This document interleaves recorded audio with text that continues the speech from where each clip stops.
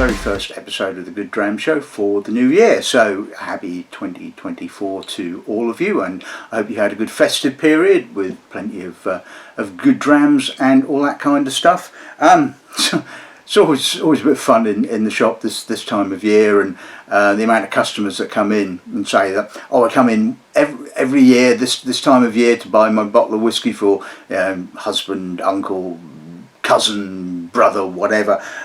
They normally drink Famous Grouse all year, and they look forward to their Christmas bottle of whiskey. And I'm thinking, God, if I drank bloody Famous Grouse all year, I would be looking forward to a good bottle of whiskey at Christmas. I'd even probably be happy with a bottle of Glenrothes, or some such other whiskey. Anyway, yeah, so I hope you all had a really good time. I think this is actually the first time I've ever done an episode of the show on New Year's Day, so kind of getting an early start in, as they say. Right, so as you well know, this sort of time of the year is a bit of a dead year in the whiskey, well, a dead year, a dead month I should say, in the whiskey calendar. Not an awful lot happens, so there's absolutely no point in releasing anything new because nobody's got any bloody money after Christmas. So always gives me a sort of a nice opportunity to catch up on a few things that came my way sort of prior to Christmas that I didn't get the chance to include in an episode before, and that is exactly what we're doing with today's episode of the show. As you can see, today's episode of the show features the independent bottling company, the Vintage Whisky Company, or the Vintage Malt Whisky Company, I should say. Now, I've never done a full episode on these guys before, mainly because I've never managed to get any samples out of them, has to be said. And, well, you could argue that the samples I got for today's episode didn't technically come from them, but via their distributor, the River Tweed Whisky Company. So big thank you to those guys for the samples. And yeah, interesting. I mean, I've come across them from time to time, judging competitions, that kind of thing. The company itself was founded in 1992 by a chap called Brian Cook, who was for a number of years the export director for Benrinnes before deciding he was going to set up his own whisky company. Since then, obviously, the range of whiskies that they do has increased, so they obviously have the Cooper's Choice range, which I'll be looking at some of those today, and they do a number of Islay whisky brands, in inverted commas, the Finlaggan, the Islay and Islay Storm. So, and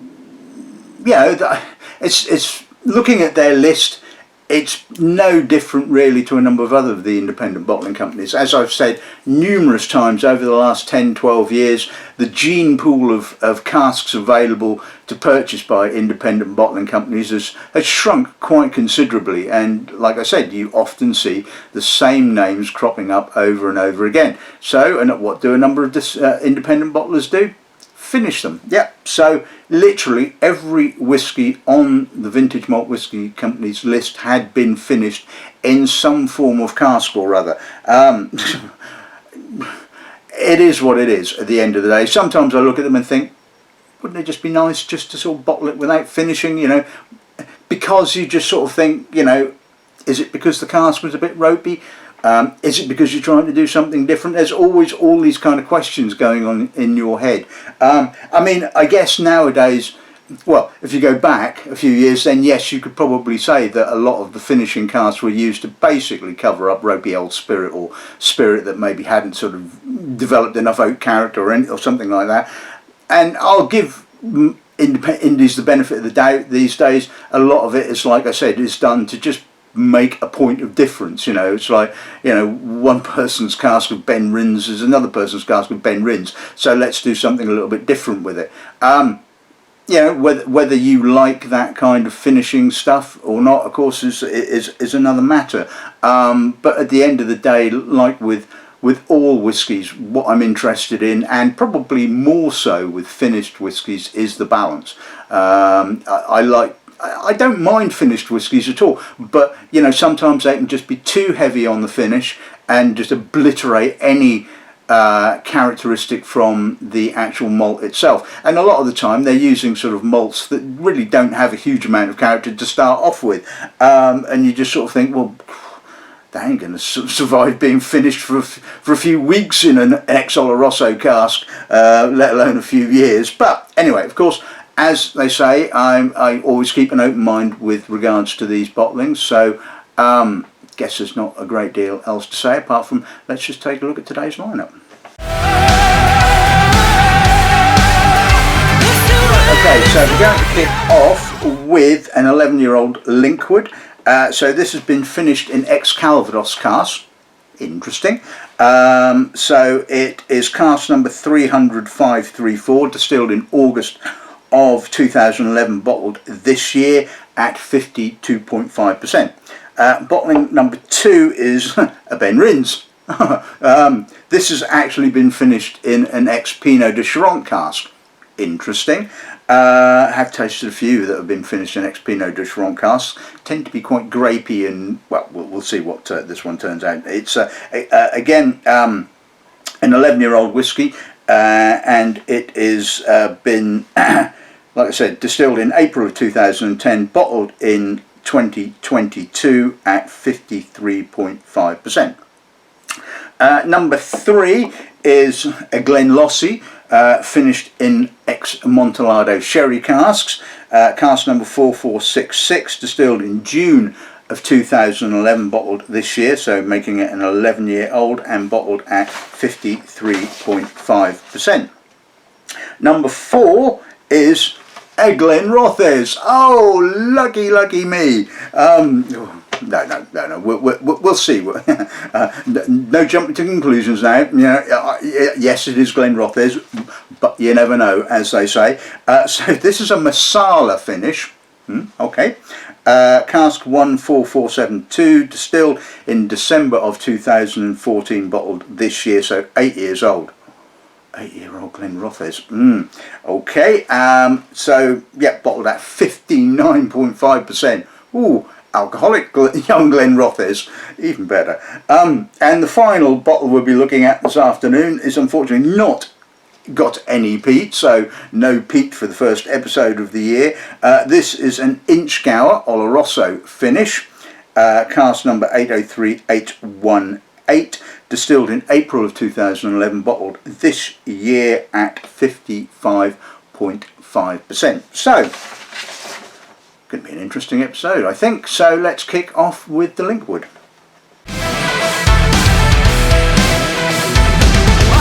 Okay, so 11-year-old Linkwood ex-Calvados cask finish. Let's see what the nose gives us on this then, shall we?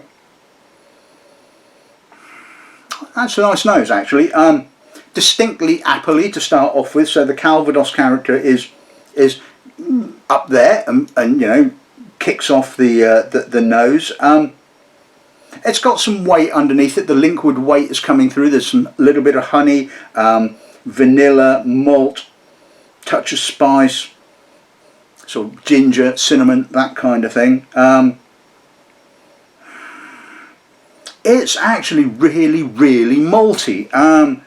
Now maybe that's just a quirk of this particular cask. Maybe the Calvados cask has emphasised the maltiness of the spirit. Overall, I like this. I think it's a really impressive finish, and absolutely textbook. It's added that sort of appley note, but it hasn't detracted from the Linkwood character, which is really nice. So, short pass one.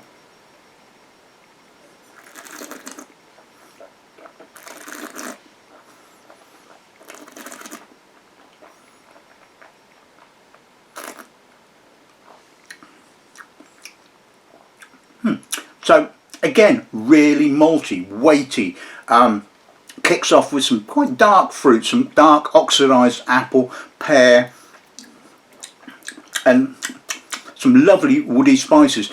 On the mid palate you start to get some fresh appley notes, some green apple, some barley, touch of honey. Does dry the finish a little bit. That combination of tannins and alcohol does kind of dry up the finish, but again, a little bit of spice, woodiness on the finish. So I think overall that is a lovely whiskey. balanced, and like I said, it's either this is a particularly malty Linkwood cask, or the Calvados cask has kind of brought out that maltiness. Let's put a little drop of water with it and see what that does. Okay, so the Calvados cask has kind of dropped off quite considerably, and it's kind of left the Linkwood. So again, quite weighty, malty, slightly honeyed, a little bit more floral now. There's a slight hyacinth kind of note, almond. Yeah, okay, I'm quite happy with this. Let's see what the plants are.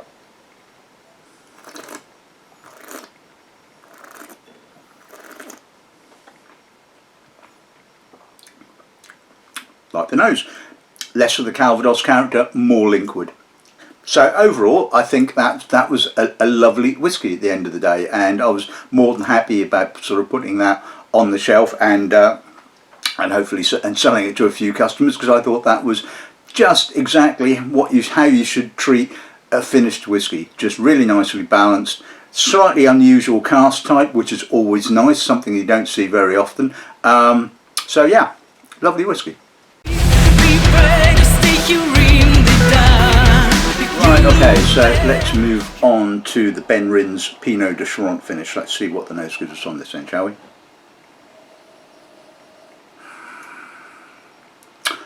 As I expected, it's got that kind of grapey, winey Pineau de Charentes character. Quite pungent in actual fact, sort of pungent, sort of slightly herbal barley. Touch of potpourri, rose petal, green apple, tea leaves, marzipan. It kind of works well. I mean, Benrinnes does have this kind of, sometimes it can be a little bit sort of industrial, but it has this kind of sort of robust, no nonsense kind of character, I think, which kind of works with the Pineau de Charentes. The Pineau de Charentes is giving it that sort of aromatic, grapey, slightly appley kind of note. Obviously not as appley as the Calvados. You know what, I like that. I think that, again, that works really, really well. Let's see what the pals are.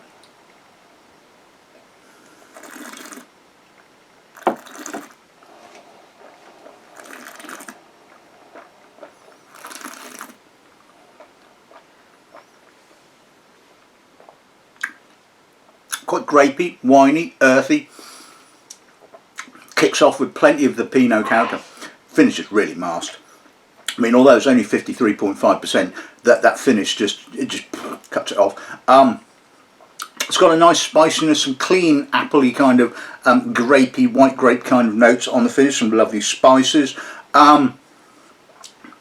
Possibly a little bit more heavier on the finishing cask on the palate, but I can detect that Benrinnes kind of character. Again, it's got that kind of sort of robusty kind of character, and maybe you don't get sort of quite so much barley and all that kind of stuff, but you can certainly feel the spirit underneath all of the Pineau de Charentes.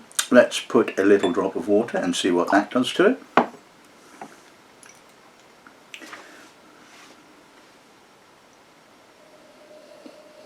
Right, so like the Calvados, the finishing cask has kind of like dropped off quite a bit, and it's got some lovely clean barley, touch of vanilla, some milky vanilla. It's actually quite elegant for a Benrinnes, to be honest with you. So again, good cask, good quality spirit. Touch of more American oak, a little bit more toffee, cream, that kind of thing. But the Pineau de Charentes character is still there. You can still just smell it, but now it's kind of residing more in the background rather than being in the foreground. So yeah, I like the nose. Let's see what the pal's like now.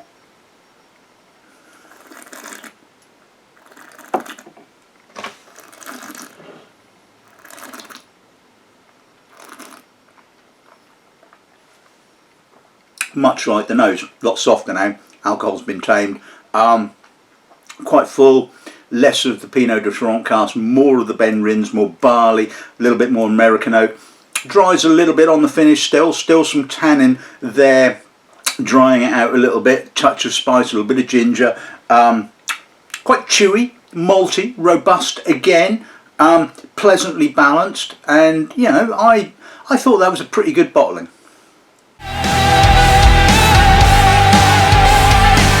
Right, okay, so let's move on to the Glenlossie Amontillado finish. Let's see what the nose gives on this then, shall we? Big sherry, but it's distinctly Amontillado. It's got that sort of slightly salty, light dried fruit, sultana, dried grape. I can almost smell a touch of floor as well, it has to be said. Touch of pistachio, a little bit of, yeah, green nuts. No Glenlossie character, didn't expect it. I mean, you know, Glenlossie heavy sherry, I mean, you know, it's, again, you sort of think, what would this have been like without the sherry character? You can't really tell, to be bluntly honest with you. I mean, if you like Amontillado sherry, fine, great, it's a lovely whiskey. But that's all I'm smelling here on the nose, just Amontillado sherry, you know, it's just, at the end of the day, it's rather one-dimensional. Let's sort of pass on.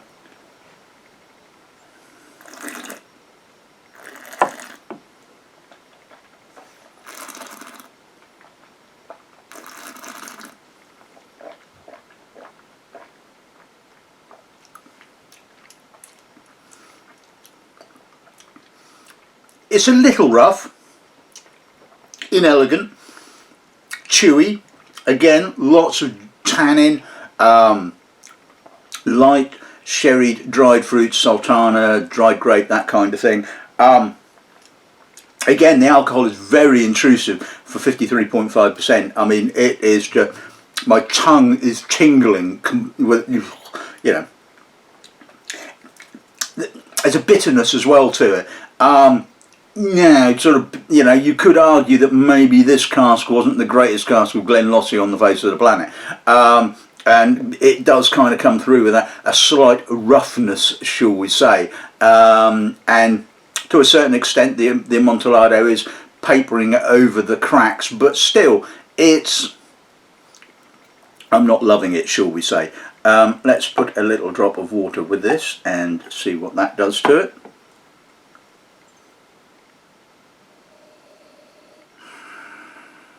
Bit flat, again pretty much like the nose was without water. It's very much about the Amontillado sherry. There's no distillery character, it's just Amontillado sherry at the end of the day. So the parts like that.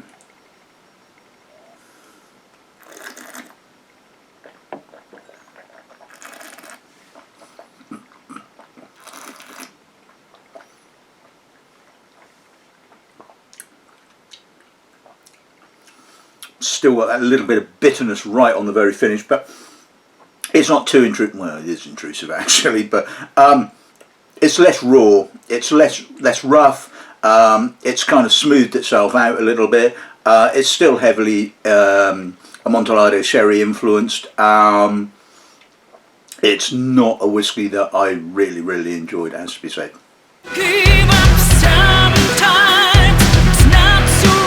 Okay, so let's move on to the Glenrothes. So 8-year-old Glenrothes, bloody alcoholic, and Marsala finish. Ooh, let's see what the nose gives us on this then, shall we? Yeah, it's Glenrothes alright. There's that typical Glenrothes roughness, which is mitigated to a certain extent by the Marsala, sort of dark apricot, dark grape, black grape, touch of toasty toffee, burnt coffee. I don't really like Glenrothes, you know that. It's okay. I mean, you know, it is what it is at the end of the day. I can't sort of say that it doesn't have balance and it doesn't display distillery character. So from that point of view, you have to say that this kind of works quite nicely. Whether you would want to actually drink an entire bottle of it, of course, maybe if you've been drinking Famous Grouse all year, then, well, maybe you would. For me, yeah, it's a bit, yeah, it's just Glenrothes really. Let's see what the power's like.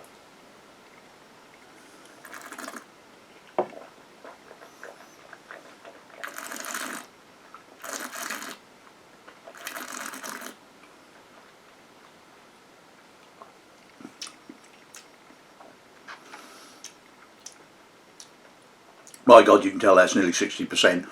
Oof. Where do I start? Yeah, it's Glenrothes. You know, it's no hiding that kind of character. It's a bit rough and ready. It's a bit raw. It's intense. It's spicy. The Marsala is kind of adding this intense grapiness. It's an intense palate, it has to be said. And you've got that sort of masked, slightly bitter finish to it. Pleasantly spiced, I have to say. You know, nice tingling spices on the tongue, but that's really hard work, it has to be said. Let's put a little drop of water with it and see what that does to it.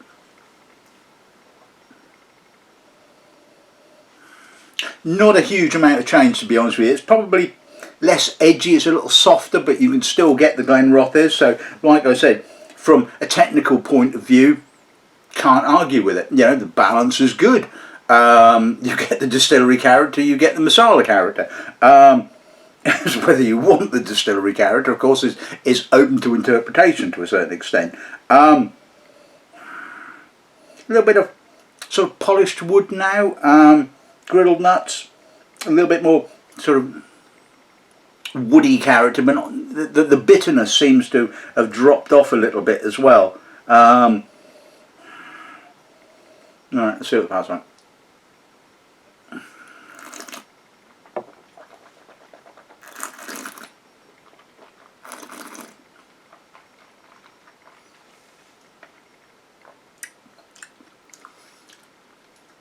Again, softer, short to a certain extent. Still got plenty of Glenrothes character. A little bit more woodiness. Again, sort of green nuts. A little bit of tannin. Tannin, again, not quite so bitter. Just dropping off the alcohol has just sort of softened the wood notes, although the wood notes are still quite prevalent. It is what it is. At the end of the day, like I said, balance is pretty good. I'm definitely getting distillery character. Sometimes you're never going to get away from distillery character, certainly not with Glenrothes anyway. And you get the character of the Marsala. So from that point, it works very, very well. For me, not a fan. Right, okay, so on to the last bottle of the afternoon. This is the Inchgower 11-year-old Oloroso finish. Let's see what the nose gives us on this then, shall we? Loads and loads of Oloroso. Walnut, coffee, dark dried fruits, prune, raisin, dried apricot, grilled nuts. Inchgower character? Yeah, absolutely none. It's a big sherry monster. Yeah, okay, so there's some of you that love these big sherry monsters. Again, the balance is completely out of whack. And again, you look at it and you think Inchgower, sort of light Speyside, you know, Inchgower sort of sherry finish. Is it going to sort of survive that? The answer is a big fat no. Sure, that's one.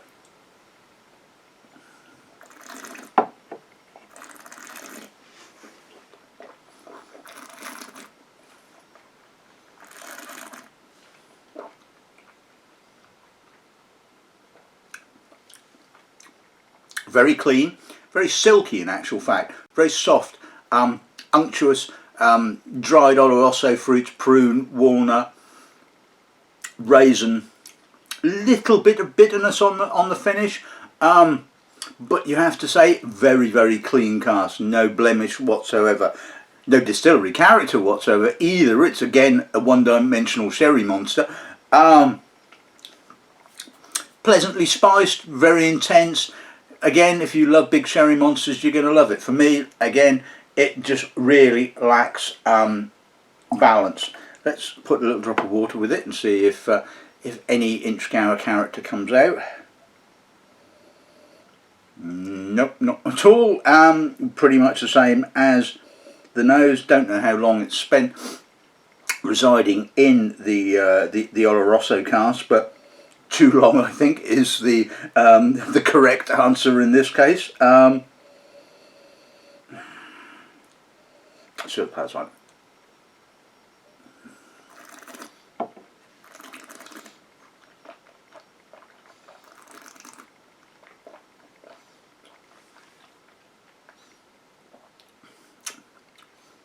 it's okay. There's, again, sherry character, sort of yada yada yada. A little bit of roughness there. The spirit is just poking through with a no real barley kind of character. It's kind of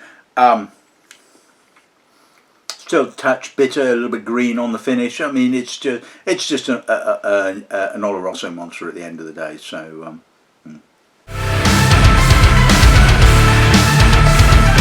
Okay, so let's sum today's episode of the show up. Firstly, big thank you to the River Tweed Whisky Company for the samples for today's episode of the show, and by default, a big thank you to the Vintage Malt Whisky Company for the samples. Well, it's been interesting. I mean, certainly I think the Linkwood was lovely. I mean, like I said, an absolute textbook cask finish. Interesting cask, something a little bit different. Because at the end of the day, when I don't just review these whiskies, I sell them. They have to have a bit of a USP. USP? Yeah, USP. So when you can basically say, look, this has been finished in an unusual cask, the balance is lovely, it really helps. And at the end of the day, I thought that was very good. The same could be said for the Benrinnes. Again, really nicely balanced.